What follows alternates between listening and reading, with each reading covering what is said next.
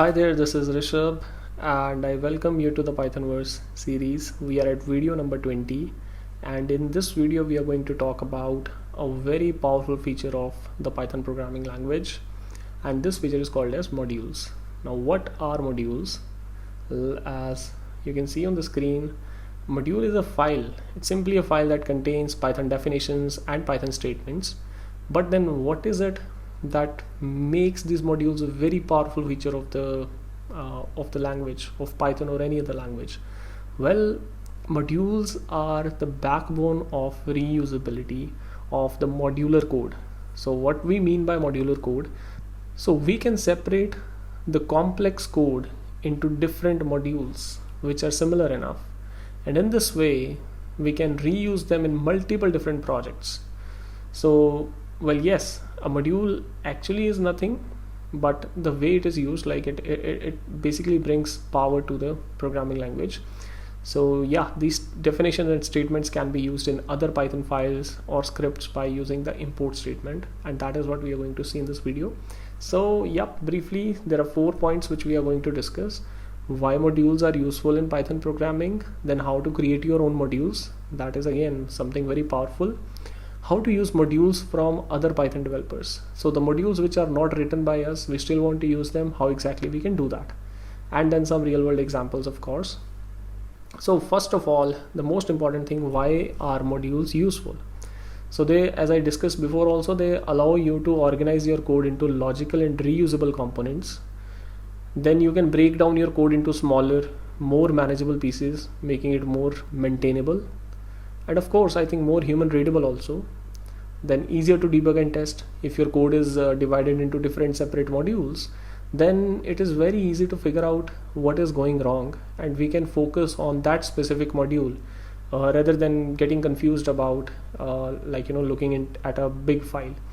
Then modules can help you avoid naming conflicts also by providing a namespace for your code, so you can always say module dot some name rather than directly using that name. This can actually avoid naming conflicts also. Then modules allow you to reuse the code written by the developers. So let's say somebody else has written some code. If it is modular enough, then it can easily be reused by other developers, so which makes it easier to share your code. And then they allow for efficient code by only importing the part of the code which is actually required in the script. So we can use the import statement and we can import only that portion of the code which is required in the script. We don't need to import the complete module. So in this way we can make our code slightly more efficient also. Cool. So now with all these, like now that we understand why modules are useful, it's the time to create our own module.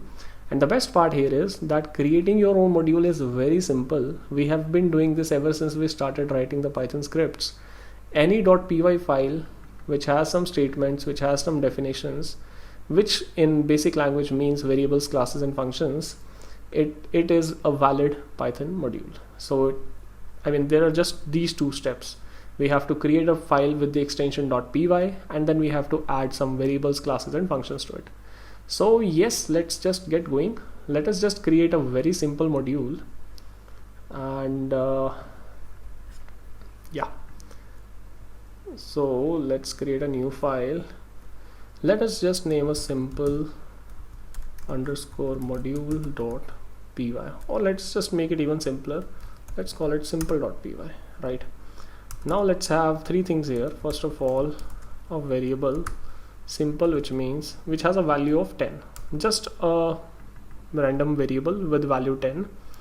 Then let me have a function def simpler. Then let me just print something here, simpler function from simple module. Interesting. Now let me have a class also, simplest. I don't know whether that's a correct English term, but yeah, in it. Now let me print, okay, simplest class from simple module. Cool. So we have got 3 things. We have got a variable, we have got a function, we have got a class. Now there is absolutely nothing else which this module requires. This is a valid module. Now let me create one more file to basically use this module. Let me name it main.py. Now what we can do here, using the import statement, we can say from simple import.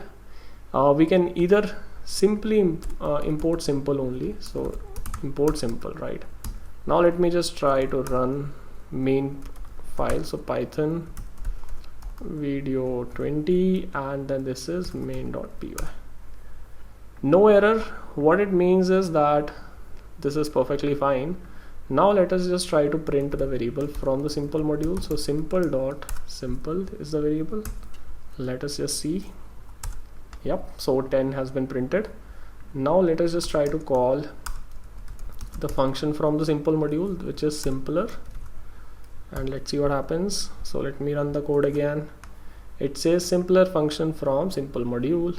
Then let me just initialize an object which is simple.simplest, and now let's see what happens.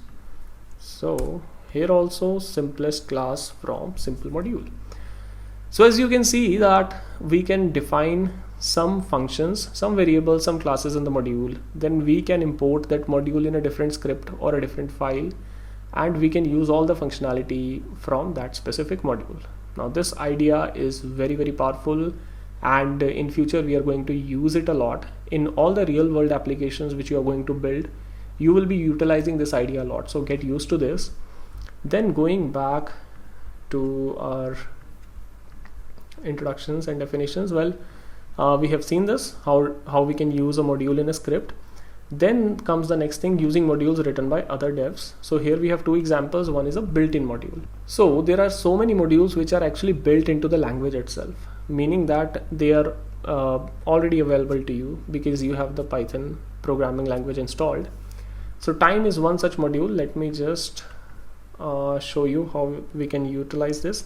Actually, let's do one thing. Let me open the Python interpreter. That is where I can show you. So here I have Python.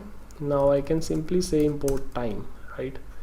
Then I think this is better shown in the script only. That would make more sense. So let me just exit out of my interpreter, and let me just write a new file, timer.py, and let me just copy paste this. So we are importing the time module. Time module is available in Python language. We can always refer to the docs to check what all modules are there by default. The Python standard library has got a lot of modules. If you require, please comment. I'll provide you the details about them. Then we are saying that print code is going to sleep now. Then we are saying time.sleep for 5 seconds, and then we print code is back again. Now let us just try to run this. So Python video number 20 and timer.py. So code is going to sleep now. As you can see that the code has gone to sleep for 5 seconds, then code is back again after 5 seconds, and then it exits. So in this way, why we say that modules are a very powerful idea. Well, having modules means that you don't have to write all the code by yourself. You can always take help from the thousands of modules which have been written by the Python community members, and that is very powerful because you can actually focus on your objective, what is it that you want to achieve, and everything which is required to help you achieve your goal. Like I would say a lot of it will already be done by somebody else, so you don't have to do the repetitive task. You can focus on what matters to you the most. So in this way, modules are very powerful. And going back, well, we have another example for a third-party module. This is actually a real-world example. So pip install requests. Well, in the next or in the upcoming videos, I'll be talking about packages also. So we can always install packages from py.org.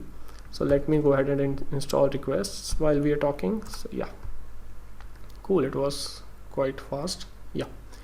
Now let us just try to fetch some data from a website called as fourofour.org, and let me just create a new file, fetch data.py. Now the best part of this module here is that this module is actually hiding a lot of details and all that we need to focus on is this function which it is providing us, that once we say that requests.get and we pass in the URL, we are promised to return some data.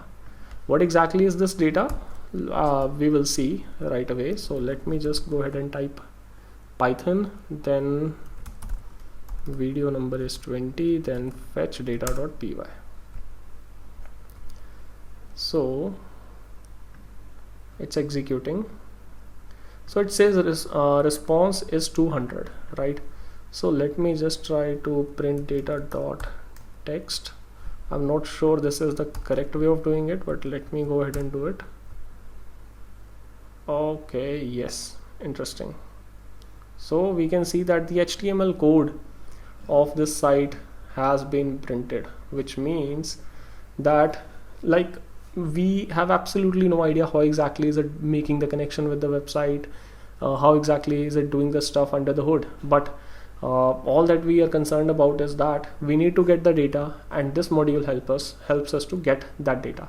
So I mean, the idea is that I don't need to worry about the details of this module. I can simply use the functionality which is provided by this module. So this is very powerful. So for example, even if you're not aware about the internals of how this module is working, that you may not need to worry about, at least not in all the cases. Well, in some scenarios you may need to have some knowledge of the underlying functionality, but not in all the scenarios. So in this way, like even if you are not aware of the internal details, in some cases you can actually get away by just using the functionality of that module. So in this way, code sharing becomes very easy. And as we saw that in a lot of practical real world scenarios, you will actually end up using a lot of modules which are not written by you, but they are written by somebody else, and you are using them just because they are helpful to you. And this is what makes coding very fun also, because you don't have to do repetitive tasks which are already done by somebody else. Awesome. So yeah, this was a small video around modules. I hope you enjoyed this. And if there are any queries, any doubts, feel free to comment and be the part of this discussion. Well, yes, so that's it for this video. Please keep sharing the content, keep liking the content, and subscribe to the channel if you like the content of this channel. And I'll see you in the next video. Till then, bye bye and take care.